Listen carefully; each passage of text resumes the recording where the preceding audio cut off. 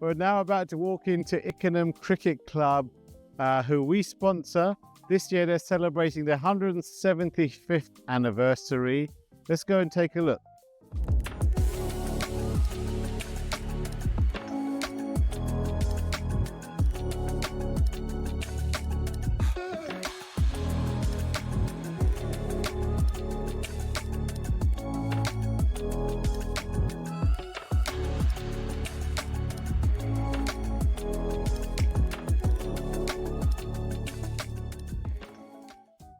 I'm here at Ickenham Cricket Club with Steve Room. He's the chairman. He's been there been a chairman for a few years now, haven't you? But I have. Yeah. And actually how I know you, Steve, is I used to work with you very briefly. I think you left the week after I joined. I'm not going to take it personally. No, I wouldn't. But yeah, we do. We've both been in property a while and have a love of cricket. Yeah.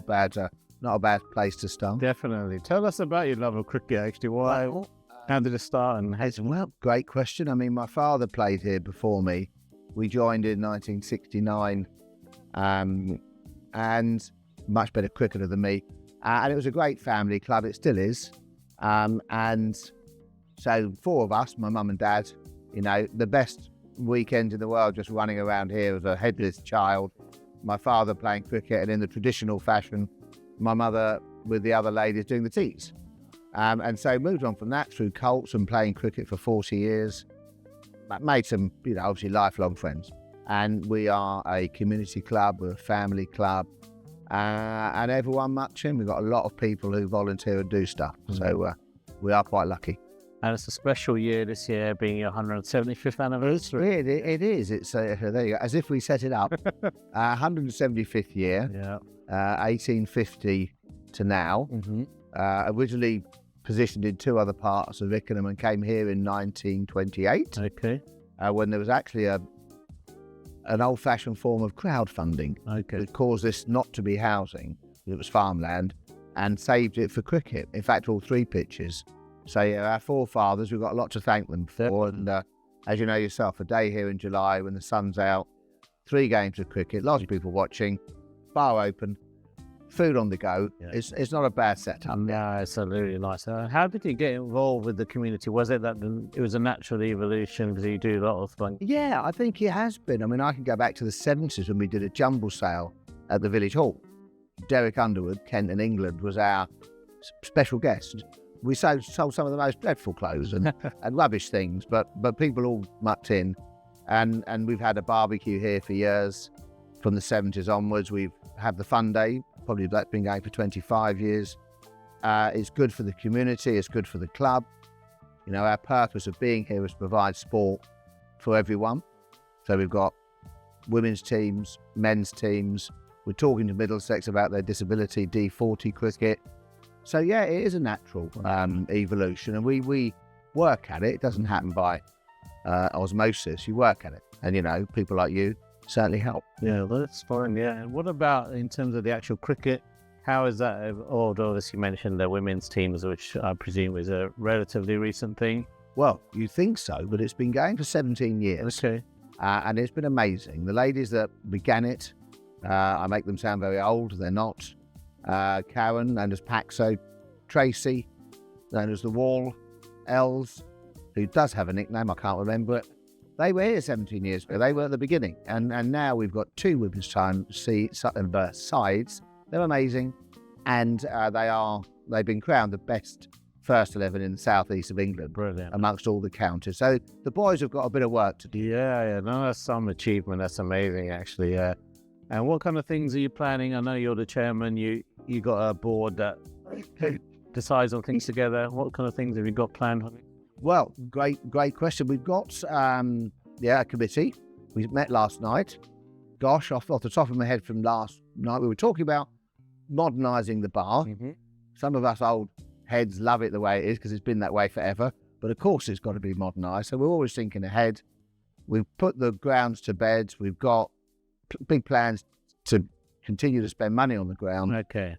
We have HS2 community grant going on because we are right next to the HS2, and so there's a community grant. So we're applying for that, which will mean that we can support the club even more. Other plans, overseas players every year. That's if you want to get on, that's part of the package. More juniors coming up through the ranks. Plans to continue to modernise the club and keep it relevant. I was very, very impressed with the Family Day. In fact, you weren't even here for it this year. I feel bad. I feel bad. But it was very impressed at how this field that we're looking out onto now is just full of people, full of cars, full of stalls. And I'm amazed at how many people come through the doors for it. It's a lot of hard work. Yeah. 25 years ago, probably, when bank holiday Monday cricket, which was a staple in the 60s, 70s, 80s, started to wane in the 90s, and the Monday was becoming a bit of a problem day. Yeah. So we had a family fun day first, just so that every other club knows it. We did it first. And it's grown from there, and now people pretty much have it in their mental calendar. They know it's August. We used to do it in May. Now it's the end of August. They know it's coming. It's a lot less expensive than Thorpe Park or Legoland. Your children can run around and for 20p or 50p, catch a fish in the pond, or bouncy castle, or win a prize or win a toy. It's all good family fun. And I know, I loved it. I'd recommend it to anyone. And what are the other kind of events that you have throughout the year that people can come along to if they're not into cricket, for example? That's a great question. I mean, this year was special. We had a cricket week. We had events every month for 175th. Next year, in the winter, we'll have a quiz night on the 15th of November. We'll have Christmas carols on the 14th of December. We may be having a New Year's Eve party. Beyond that, going into the new year, we have an event every month in the close season. Then we've got the women's six-a-side in May.